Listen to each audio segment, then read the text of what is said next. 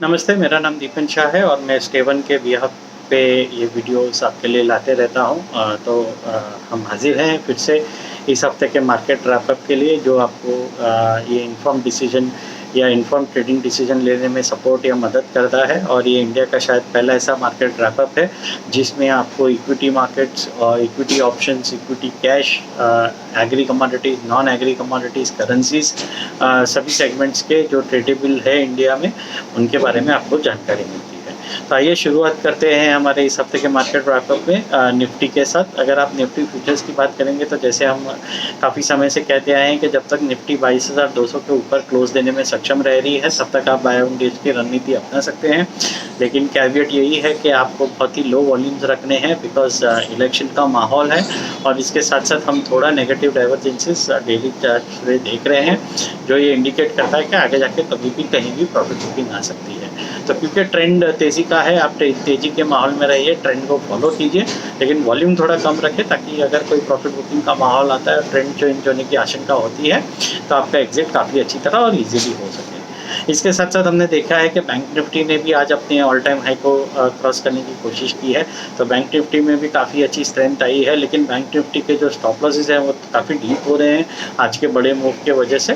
तो आपको bank Nifty में थोड़ा डिप्स का इंतज़ार करना होगा। एक बार डिप्स आती है यहाँ से लगभग समझिए आधे 1% की, उसके बाद आप बैंक निफ्टी में आज के लो के स्टॉप लॉसेस या फ्राइडे के लो के स्टॉप लॉस के साथ बाइंग की अपॉर्चुनिटी ढूँढ सकते हैं। इसके साथ अगर हम स्पेसिफिक स्टॉक्स की बात करेंगे फ्यूचर्स में, तो कहीं न कहीं हम एक्सपेक्ट कर रहे हैं कि जेएसडब्ल्यू स्टील में आपको अच्छा स्टील कॉम्प्लेक्स, कमोडिटी कॉम्प्लेक्स में आपको अच्छा अपॉर्चुनिटी दिख रहा है, तो वहाँ पे आप जेएसडब्ल्यू स्टील में अपॉर्चुनिटी ढूँढ सकते हैं। और नेगेटिव में हम आईटी सेक्टर में थोड़ा प्रॉफिट बुकिंग एक्सपेक्ट कर रहे हैं, खास करके एचसीएल टेक, जिसमें हमने देखा कि आज भी हमने 5% करेक्शन देखी है। तो इन इन मीडियम रेंज के आईटी स्टॉक्स में थोड़ी प्रॉफिट बुकिंग एक्सपेक्ट कर सकते हैं, तो उसमें थोड़ी एग्रेशन जो है बाइंग की वो थोड़ी स्लो रखनी चाहिए। अगर ऑप्शंस की तरफ मूव करते हैं तो अगेन जैसे मैंने बताया कि बैंक निफ्टी में आपको डीप स्टॉप लॉसेस मिल रहे हैं फ्यूचर्स में, तो आप ऑप्शंस में कॉल्स बाय करके चल सकते हैं अगर आप अग्रेसिव ट्रेडर हो, ताकि ये रैली को आपके हाथ से न छूटने देनी है, तो आप डेफिनेटली कॉल्स बाय करके चल सकते हैं, लेकिन वॉल्यूम काफ़ी कम रखेगा बिकॉज जैसे मैंने बताया कि ओवर हीटेड है मार्केट बैंक निफ्टी में आज की बड़ी मूव के बाद थोड़े डिप्स आते हैं, तो वहाँ पे लो वॉल्यूम्स पे काम कर सकते हैं। और अगर निफ्टी में प्रॉफिट बुकिंग आती है तो बैंक निफ्टी भी अछूता नहीं रहेगा एक्सक्यूज़ मी, उसमें भी आपको प्रॉफिट बुकिंग देखने मिल सकती है। अगर हम दूसरे स्टॉक ऑप्शंस की बात करेंगे तो कहीं न कहीं आप देख सकते हैं कि हम ज़्यादा थोड़े सेल साइड पे ऑप्शंस की रणनीति देना पाएंगे। इसका मतलब यह है कि आप पुट्स बाय करके चल सकते हैं स्पेसिफिक स्टॉक्स के, बिकॉज अगर निफ्टी में प्रॉफिट बुकिंग आती है तो स्टॉक्स के पुट्स आपको काफ़ी अच्छी तरह एक हेज भी दे सकते हैं, तो आप उसी पे थोड़ा ध्यान दे सकते हैं। इक्विटी कैश की तरफ ध्यान देंगे तो अगेन इक्विटी कैश में आप देखेंगे तो जो बड़े आईटी स्टॉक्स है वो थोड़ी स्ट्रेंथ दिखा रहे हैं, खास करके विप्रो काफ़ी अच्छी स्ट्रेंथ दिखा रहा है, तो विप्रो में आप इक्विटी कैश में थोड़ा ध्यान दे सकते हैं। इसके साथ साथ हमने देखा है कि दीपक नाइट्राइट है स्टॉक है जिसमें आप थोड़ा ध्यान रखें, उसमें भी अच्छी तेज़ी आने की एक्सपेक्टेशन है, तो ये गिने चुने स्टॉक्स है जिसपे आप थोड़ा ध्यान दे सकते हैं। और एज अ सेक्टर हम देख रहे हैं कि जैसे मैंने बताया कि बड़े स्टॉक्स में आप आईटी शेयर्स में ध्यान दे सकते हैं, इक्विटी कैश में विद स्टिक स्टॉप लॉसेस की ट्रेडिंग अपॉर्चुनिटी आप ढूंढ सकते हैं।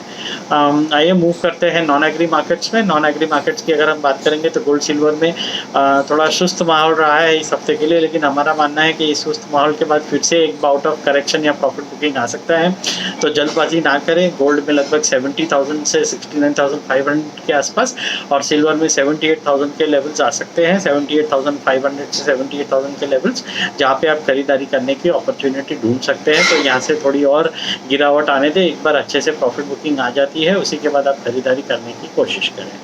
और बेस मेटल्स में भी अगेन सेम माहौल है, थोड़े ओवरबॉट है, तो मार्केट्स में डिप आने दें और उसी के बाद आप खरीदारी करने की कोशिश करें।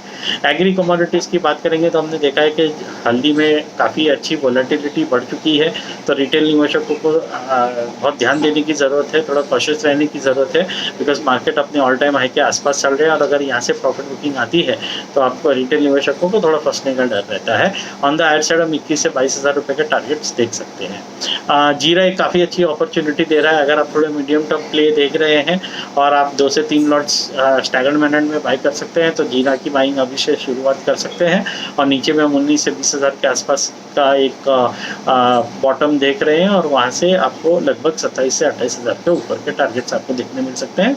तो जीरा एक आइडियली बहुत अच्छा मीडियम टर्म के लिए प्ले हो सकता है।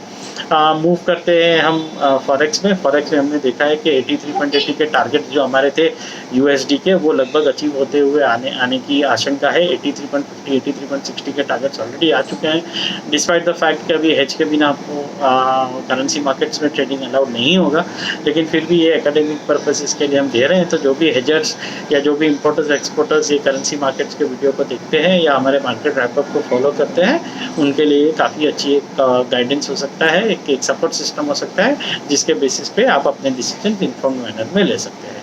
तो इसी के साथ हम अपना मार्केट रैपअप पूरा करते हैं। आप हमारे वीडियो को, आशा है, उम्मीद है कि लाइक कर रहे होंगे और सब्सक्राइब करके हमारे चैनल को, ये वीडियो अपने like near and dear ones को प्लीज़ फॉलो और फॉरवर्ड कीजिएगा और हमारे चैनल को आप ऐसे ही स्प्रेड करते रहिएगा। इसके साथ साथ अगर आपको कोई भी फीडबैक है तो डेफिनेटली हमें कमेंट सेक्शन में बताइएगा, ताकि हम और भी अच्छी तरह इस वीडियो को इम्प्रूव कर सकें और आपके रिक्वायरमेंट के हिसाब से हम इस वीडियो में और कंटेंट ऐड कर सकते हैं। Thank you very much. Stay एन के बिहाफ पे मेरा नाम है।